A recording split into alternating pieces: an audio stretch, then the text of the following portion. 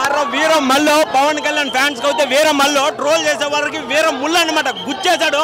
ఓటే చెప్తా ఉన్నాను అనమాట. పవన్ కళ్యాణ్ గారు అత్తారింటికి దారే తర్వాత తన పంజా విప్పాడనే చెప్పొచ్చు. సినిమా అయితే పీక్స్ అంటే పీక్స్. ఆ మార్షల్ ఆర్ట్లు కానీ, ఆ కత్తిలు చెప్పడం కానీ, ఆ డైలాగులు చెప్పడం కానీ అయితే వేరే లెవెల్.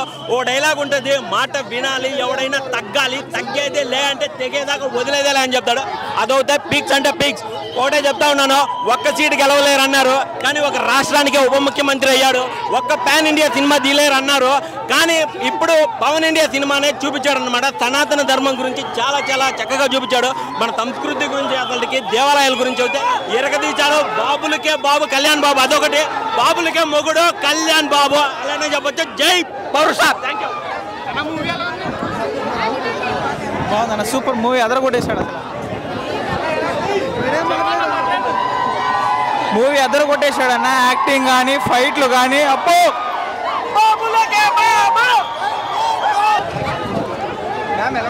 ఇలా వాల్యూస్ని మెయింటైన్ చేస్తూ ఇలా మూవీ తీసాడంటే really appreciating thing. Really super. మాటలు చాలా బాగుంది, సూపర్. అండ్ పార్ట్ 2 కోసం రియలీ వెయిటింగ్. జై పవన్ కళ్యాణ్.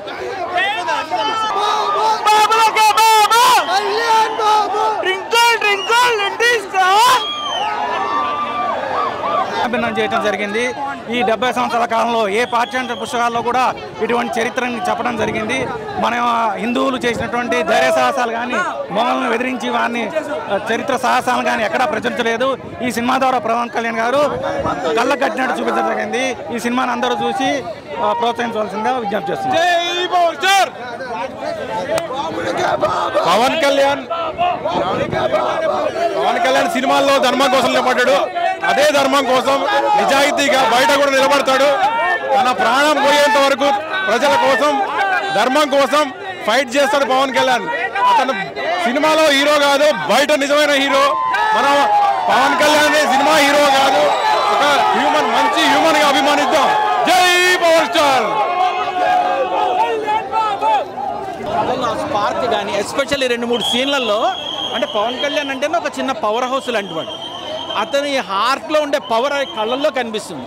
ఇందులో తోడేలుతో అతను మాట్లాడే సీన్ కానీ, సింహాన్ని కంట్రోల్ చేసి, ఒక పులిని కంట్రోల్ చేసే సీన్లలో కానీ, మళ్ళీ ఆ పాత పవన్ కళ్యాణ్ పవర్ఫుల్ ఇలా అంటే మనందరికీ ఒక్కసారి ఎలా వస్తుంది, ఆ తెల్లి కనిపించాడు. అంటే కొంతమంది సెకండ్ హాఫ్ పోయిందని అంటున్నారు కదా, మీకు ఎలా అనిపించింది? సెకండ్ హాఫ్ పోయిందా నిజంగా?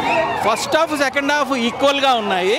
బట్ సెకండ్ హాఫ్ ఒకవేళ ఎవరైనా డిసప్పాయింట్, ఎందుకంటే అబ్రప్ట్ ఎండింగ్ ఇది, ఎందుకంటే పార్ట్ 2 ఉంది కాబట్టి. అంటే అందరూ చాలా ఉత్సుకత ఏదో జరగబోతోంది బాబీడియాలకి పవన్ కళ్యాణ్కి మధ్యన అని చూసే టైంలో టక్కమని చెప్పి ఆపేశారు. అది కొంచెం ఏమైనా డిసప్పాయింట్ చేసి ఉండొచ్చు. అక్కడక్కడ గ్రాఫిక్స్ కొంచెం లో ఉన్నాయి. అది ఒక్కటి తీసేస్తే ఓవరాల్ సినిమా చాలా బాగా ప్యాకేజ్ చేశారు. ఇంకా పవన్ కళ్యాణ్ మాత్రం మళ్ళీ పాత పవన్ కళ్యాణ్ని చూడాలనుకుంటే ఎవ్వరు మిస్ అవ్వకండి.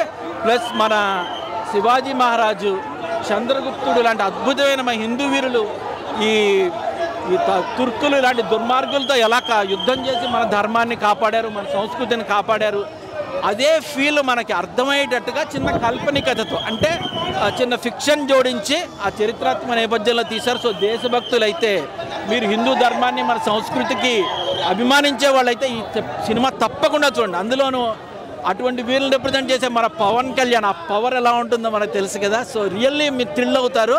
ఖచ్చితంగా మిస్ అవ్వకుండా చూడండి. అక్కడక్కడ చిన్న చిన్న ఉన్నాయి లోపాలు, అక్కడక్కడ చిన్న చిన్న ఉన్నాయి. బట్ ఓవరాల్ మీరు డిసప్పాయింట్ అయితే కారు. ఎస్పెషల్లీ పవన్ కళ్యాణ్ ఫ్యాన్స్ కానీ, మూవీ లవర్స్ అయితే కానీ ఖచ్చితంగా మిస్ అవ్వకుండా చూడండి.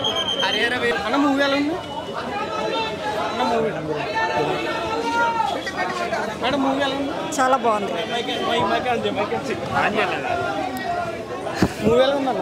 సూపర్, బాగుందండి, బాగుంది. ధర్మం కోసం నిలబడడం అంటే భజన చేయడం కాదు, జనం కోసం నిలబడడం.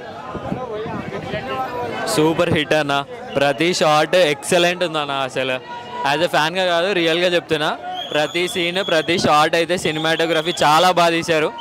ఎవ్రీ సీన్ చాలా బాగుందన్న. ఎంజాయ్ చేస్తారు, 200% ఎంజాయ్ చేస్తారు. సూపర్ ఉందన్న. ఇది చావా సినిమాకే మీరు ప్రిఫరెన్స్ ఇచ్చారు కదా, అలాగా ఈ సినిమా కూడా చాలా ప్రిఫరెన్స్ ఇచ్చారు. ఇది కంప్లీట్లీ సనాతన ధర్మం రిలేటెడ్ సినిమా. అంటే సినిమా మాత్రం చాలా అద్భుతంగా ఉంది అన్న. పార్ట్ 2 గురించి ఈగర్లీ వెయిటింగ్ అన్న. సూపర్ ఉంది సినిమా అయితే. బాగానే ఉందన్న.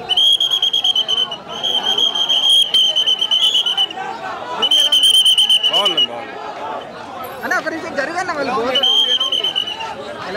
అరే ఆగిపోయి నువ్వు పవన్ కళ్యాణ్ గారి వీరత్వం ఎలా ఉంటుంది ఈ సినిమాలో చూసాం. ఆయన నిజంగా ముందుగా ఈ సినిమా ఇంత హిట్ అవడానికి కారణం మణిశర్మ గారి మామూలుగా లేదు సినిమా ఎక్కడ ఎలా ఉండాలంటే అలా ఉంది. ఇంకా సెకండ్ పార్ట్ 2 రావడానికి ఎదురు చూస్తున్నాం. చాలా చాలా బాగుంది సినిమా. పర్వాలేదు, అనసూయ అంత కాదు, సినిమా సాంగ్లో చాలా ఇరగదీసేసింది ఆమె. చాలా మంచి సాంగ్ అది. చాలా చాలా బాగుంది సినిమా. కొంతమంది ఏదో ప్రచారం చేయాలని ప్రయత్నం చేస్తున్నారు కానీ ఎంట్రుక కూడా కదపలేరు పవన్ కళ్యాణ్ ఎంట్రుక. నిజం చెప్తున్నా, ఈ సినిమా ఎంత సూపర్ డూపర్ హిట్ అంటే అంత హిట్. రాసి పెట్టుకున్నా బ్రహ్మాండంగా 5 సంవత్సరాల కష్టం కాదు.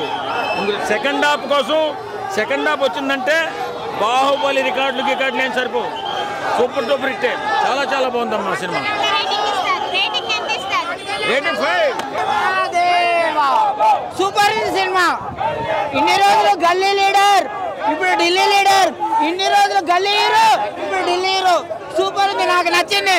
మీ ఇష్టం చూడండి, లేకపోతే లేదు. సూపర్ ఉంది సినిమా, నాకు నచ్చింది. నా ఇష్టం, నా డబ్బులు. ఫుల్ దిల్ ఖుషి, ఫుల్ ఎంజాయ్. అమ్మాయి కళ్ళు సూపర్ ఉన్నాయి. మొత్తం పవన్ కళ్యాణ్ మోసుకొని పోయినా. సినిమా మొత్తం పవన్ కళ్యాణ్ నెత్తిన మీద పెట్టుకొని పోయినా. ఆ మ్యూజిక్ కొట్టినాడు, గుద్ద వల్ల కొట్టిండు అన్న. మొత్తం షేక్ అయిపోతుంది, థియేటర్ మొత్తం ఊగిపోతుంది.